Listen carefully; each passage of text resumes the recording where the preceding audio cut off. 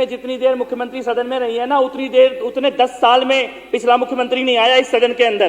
तो ये बदतमीजी यहाँ होनी नहीं चाहिए सदन के अंदर। वो खाली अपना भाषण देने आता था, आप यहाँ पे बदतमीजी कर रहे हैं। यहाँ लापता के पोस्टर लग गए थे। एक मिनट मंत्री जी, आप सदन को सदन की तरह चलने दीजिए, प्रश्नकाल को चलने दें। वो आधे घंटे के लिए आए। एक साल में आधे घंटे सदन में आया है पिछला मुख्यमंत्री। अध्यक्ष जी, हम चाहेंगे 1 साल में आधे घंटे मुख्यमंत्री आया है पिछला। 1 साल में आधे घंटे सदन के अंदर। अध्यक्ष जी, मेरा ये कहना है कि कल आपने रूलिंग इस पर दे दी थी। एक बार आपने रूलिंग दे दी है तो बार बार ये ऐसे सदस्य ये प्रश्नकाल नहीं चाहते। देखिए, प्रश्नकाल मैं चलाऊंगा क्योंकि मंत्रीगण रिप्लाई करने को तैयार है और विपक्ष का ही प्रश्न है। सोमदत्त जी, आप पूछिए। प्रश्नकाल समाप्त होने दीजिए, मैं आपकी एक एक बात प्रश्न लगाकर आएंगे नहीं, वो विधानसभा का अपमान नहीं है। सदस्य प्रश्न लगाकर आएंगे नहीं, वो विधानसभा का अपमान नहीं है। क्या बात करते हैं आप? अध्यक्ष ने रूलिंग दे दी, रोज आप इस तरह से प्रश्नकाल का आप समय व्यर्थ करते हैं। आप विधायी कामों को चलने ही नहीं देना चाहती है, आपकी मंशा ही नहीं है। आपके इस तरह के आचरण से सरकार को पंगु नहीं होने देंगे हम। अध्यक्ष जी, मेरा कहना है कि एक बार सभी सदस्य कृपया करके बैठ जाएं। मंत्री जी, मैं आपको भी अध्यक्ष जी, इनका मुख्यमंत्री 10 साल तक ना कोई काम करता था, सिर्फ शीश महल बनाता था, अपने बढ़िया दफ्तर बनाता था और पंजाब और गोवा घूमता था। हमारी मुख्यमंत्री जो 10 साल की इनकी बीमारियां हैं उसको ठीक करने के लिए रात दिन काम करती हैं और ये अब भी ये भी चाहते हैं कि इनकी 10 साल की बीमारियों के जवाब भी वो दें।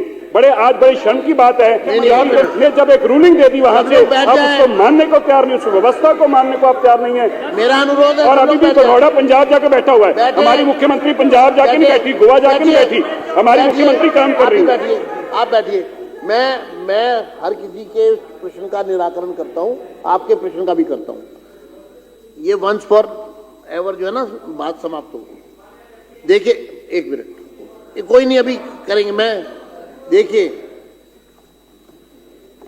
रूल 38 बहुत साफ कहता है कि विशेष अथवा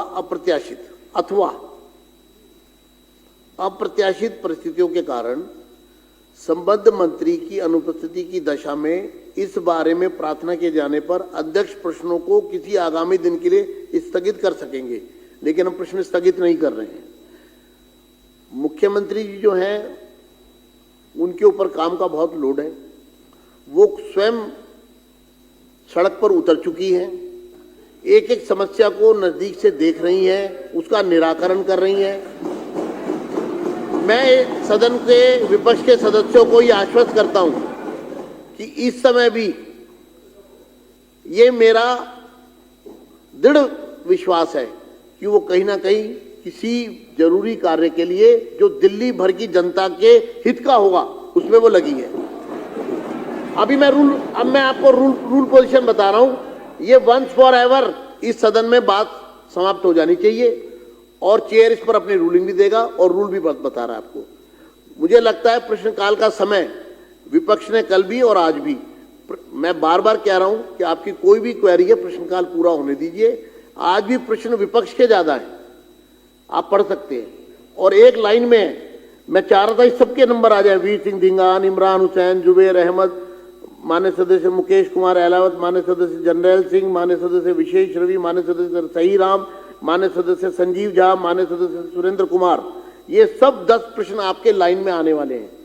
मैं चाह रहा था इन सब पर मंत्रीगण जवाब सहर्ष दे रहे हैं और मुख्यमंत्री जी अगर सदन में विशेष कारण से व्यस्त होने के कारण नहीं आ रही है तो उसके लिए अगली लाइन में पढ़ के बता रहा हूं पूरे सदन के समक्ष। परंतु संबद्ध मंत्री की अनुपस्थिति के दौरान अध्यक्ष उनसे संबंधित प्रश्नों का उत्तर देने के लिए किसी अन्य मंत्री को प्राधिकृत कर सकेंगे। मंत्री जी प्रवेश वर्मा जी, जो मुख्यमंत्री जी ने स्वयं उनको अधिकृत किया है कि उनकी गैर हाजिरी में उनके प्रश्नों के उत्तर श्री प्रवेश साहिब सिंह सदन के समक्ष रखेंगे और वो मैं प्रवेश साहिब सिंह जी की बहुत तारीफ करना चाहता हूं। उसका कारण यह कि मंत्री जी सिर्फ प्रश्नों के रिप्लाई नहीं कर रहे, बल्कि उन तमाम प्रश्नों को अपने जहन में बिठाकर समस्या का समाधान के, बॉडी लैंग्वेज भी पता लगती है ना, वो खाना पूर्ति नहीं कर रहे हैं, वो आपके पूरक प्रश्नों का भी रिप्लाई कर रहे हैं, वो आप मुख्य प्रश्न का भी रिप्लाई कर रहे हैं। रिप्लाई आ रहा है, अधिकारीगण यहाँ मौजूद हैं, वो उसका समाधान करने के लिए तैयार हैं, मगर आप सिर्फ एक ही बात को बार बार रिपीट करके क्यों प्रश्नकाल के समय को व्यर्थ करना चाहते हैं, जबकि 10 प्रश्न आपके ही हैं लगातार, मैंने नाम भी पढ़ दिए। तो इसलिए आप कम से कम आप अब बैठ जाइए। अब आप चलिए, अब आगे, अब मैं इस पर, अब आज के बाद इस पर कोई चर्चा अलाउड नहीं होगी। आज के, एक मिनट, नहीं प्लीज, ये आइडिया आपको नहीं आया, गोपाल राय जी के बताने पे आपको ज्ञान आया है। ये आइडिया आपको नहीं स्ट्राइक किया, गोपाल राय जी के बताने में ज्ञान आया आपको। जी प्लीज एक मिनट, देखिए प्रश्नकाल चलाना है, मुझे दूसरी बार खड़ा होना पड़ा है क्योंकि यह प्रश्नकाल है। इस सदन में प्रश्नकाल की गरिमा लौट कर आई है। वो केवल एक ही धर्म के मस्जिद के जो उनके मौलवी थे, केवल उन्हीं को पैसा देती थी, मगर हमारी सरकार में ऐसा नहीं होगा। और उन्होंने जो ये सवाल किया है, अभी ऐसा कोई विचार नहीं है, जब होगा तो बता देंगे। धन्यवाद। अब हाँ जी, कर्नल सिंह जी। माननीय अध्यक्ष जी, आपका धन्यवाद करता हूं, आपने मुझे बोलने का मौका दिया। कर्नल जी, वो जिनका प्रश्न है वही पूरा प्रश्न पूछना चाहते हैं, तो उनको पूछने दीजिए पहले, फिर आपका नंबर। आप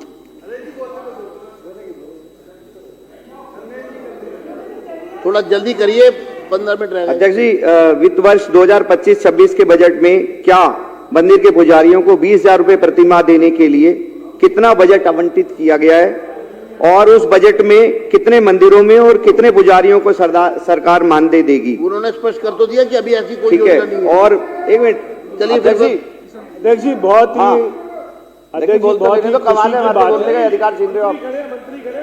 ठीक है अध्यक्ष जी, बहुत ही खुशी की बात है कि इस चुनाव के बाद में हमारे विपक्ष के लोग भी मंदिरों की याद कर रहे हैं, पुजारियों की याद कर रहे हैं। ये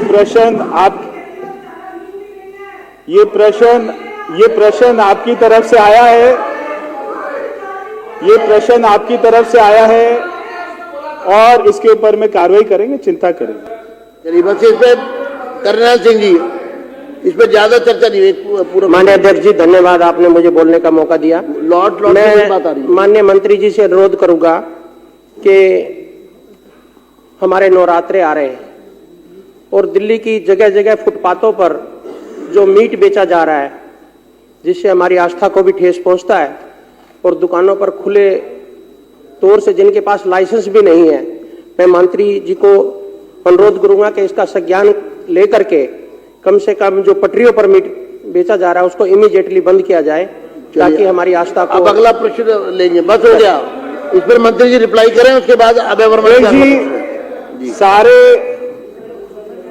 जी सारे अधिकारियों को निर्देश दे दिए गए हैं, कोई भी मांस मच्छी वाला दिल्ली में इलीगल बैठा हुआ है तो उसको तुरंत हटाने का निर्देश हमने दे दिया।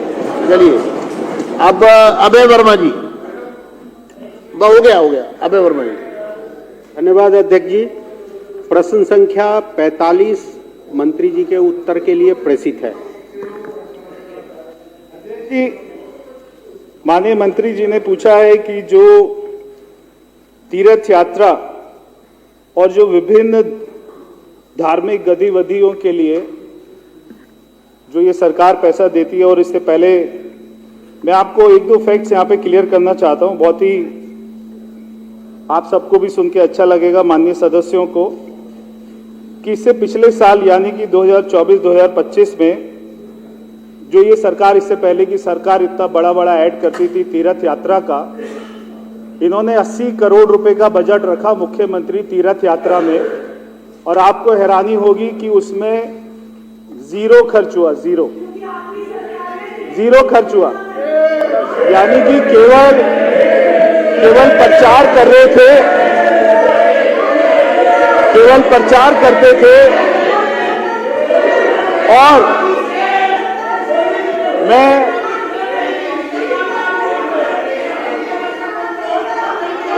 मैं आपको एक और प्रश्न का रिप्लाई करने दीजिए। संजीव झा जी, आप बैठिए। एक और सच्चाई, बात करने दीजिए। मंत्री आप नहीं बताएंगे, मंत्री क्या बोलेंगे, मैं भी नहीं बताऊंगा। रिप्लाई कर रहे हैं वो, उनको रिप्लाई करने दीजिए। एक और सच्चाई में आप लिख के दे देना, वो पढ़ देंगे वो। एक और सच्चाई, आप अपना भाषण बनाओ। एक और सच्चाई आप ही के लिए यार। एक और सच्चाई में सदन के बीच में, एक और सच्चाई में सदन के बीच में कहां से लाए हो भाई? एक और सच्चाई में सदन के बीच में लाना चाहता हूं कि